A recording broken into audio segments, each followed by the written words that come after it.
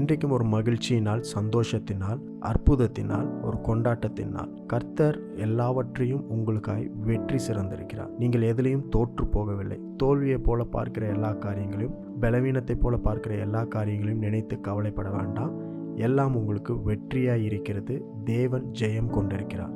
இன்றைக்கும் அந்த ஜெயத்தை கொண்டாடுங்கள்.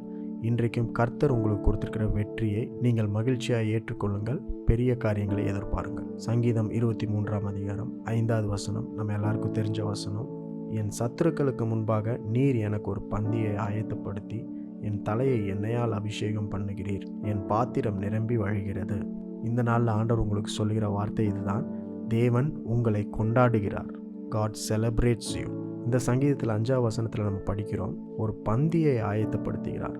அப்படின்னா என்ன அர்த்தம்னா, ஒரு விருந்தை ஆயத்தப்படுத்துகிறார். God prepares a feast in front of my enemies. So கொண்டாட்டம் இருக்கும் இடத்தில் விருந்து கண்டிப்பாக இருக்கும்.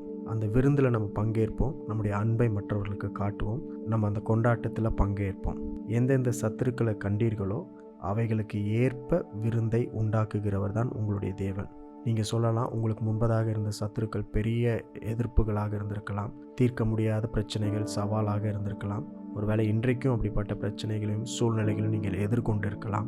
எப்போ மாறும் அப்படின்னு தெரியாத காலத்தில் நீங்கள் உட்காந்துட்டு இருக்கலாம். ஆனால் எதுவாக இருந்தாலும் சத்ரு எவ்வளோ பெரிதாக இருக்கிறானோ, சத்ரு எவ்வளோ வலிமையாக இருக்கிறானோ, அவ்வளோ வலிமையாக உங்கள் விருந்து இருக்க போகிறது. அவ்வளோ பெரியதாக உங்களுடைய கொண்டாட்டம் இருக்க போகிறது. பாருங்கள், பொதுவாக ஒரு நிகழ்ச்சி, ஒரு சந்தோஷமான காரியம், ஒரு கல்யாணம் அப்படின்னு நம்ம ஏதாவது எடுத்துட்டோம்னா அதில் விருந்து மட்டும் இருக்காது, பல காரியங்கள் இருக்கும். டெக்கரேஷன்ஸ் இருக்கும், அரேஞ்ச்மெண்ட்ஸ் இருக்கும், வர விருந்தினர்கள் இருப்பாங்க, கண்டிப்பாக விருந்தும் இருக்கும், அநேக பரிசு பொருட்கள் கொண்டு வருவாங்க. இப்படி பல காரியங்கள் இருக்கும். ஒவ்வொன்றையும் ஒவ்வொருத்தர் பொறுப்பெடுத்து செய்வாங்க. ஆனால் உங்கள் சத்துருக்களுக்கு முன்பதாக பந்தியை ஆயத்தப்படுத்துகிற தேவன் என்ன பண்ணுறாருனா, அந்த விருந்துக்கு, அந்த செலிப்ரேஷனுக்கு தேவையான எல்லாவற்றையும் அவரே பொறுப்பெடுத்துக்கிறார்.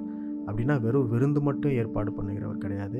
அந்த கொண்டாட்டத்திற்கு தேவையான டெக்கரேஷன், அரேஞ்ச்மெண்ட்ஸ், பரிசு பொருட்கள், விருந்தினர்கள் எல்லாவற்றையும் தேவனே பார்த்து கொள்கிறார். அப்போ மனிதர்களாகிய நம்மளே செய்யும் பொழுது அவ்வளோ சிறப்பாக செய்கிறோன்னா, தேவன் நமக்காக ஏற்படுத்த போகிற பந்தி எவ்வளோ பெரிதாக இருக்கும், எவ்வளோ சிறப்பாக இருக்கும். உங்கள் சத்துருக்களுக்கு முன்பாக தேவன் ஒரு பந்தியை ஆயத்தப்படுத்துகிறார்.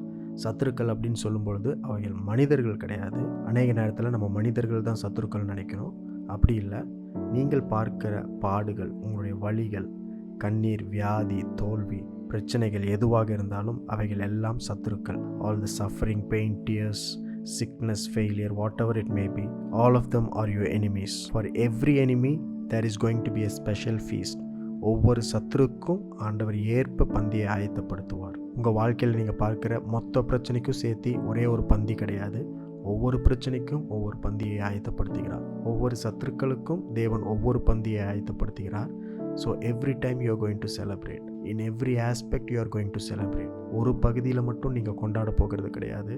உங்களுடைய பொருளாதாரமாக இருந்தாலும், உங்களுடைய வாழ்வாக இருந்தாலும், உங்களுடைய சரீர சுகமாக இருந்தாலும், உங்களுடைய எதிர்கால வாழ்க்கையாக இருந்தாலும், படிப்பாக இருந்தாலும், வேலையாக இருந்தாலும், எல்லா பகுதிகளிலும் நீங்கள் கொண்டாட போகிறீர்கள். அதில் ஒரு பந்தியை பார்க்க போகிறீங்க.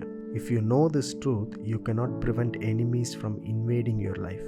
Despite the presence of enemies, God celebrates you. இந்த சத்தியத்தை நீங்கள் அறிந்து கொண்டீங்க அப்படின்னா, உங்கள் வாழ்க்கையில் சத்துருக்கள் வருகிறதை நீங்கள் தடுக்கவே மாட்டீங்க.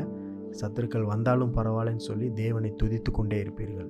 ஏனென்றால் சத்துருக்களுக்கு முன்பதாக தான் தேவன் பந்தியை ஆயத்தப்படுத்துகிறார். இன்றைக்கும் தேவன் உங்களை கொண்டாடுகிறார். உங்களுக்காய் விருந்தை, ஒரு பந்தியை ஆயத்தப்படுத்துகிறார். அந்த நல்ல தேவன் இன்றைக்கும் உங்களோடு கூட இருந்து உங்களை நடத்தி செல்வார்.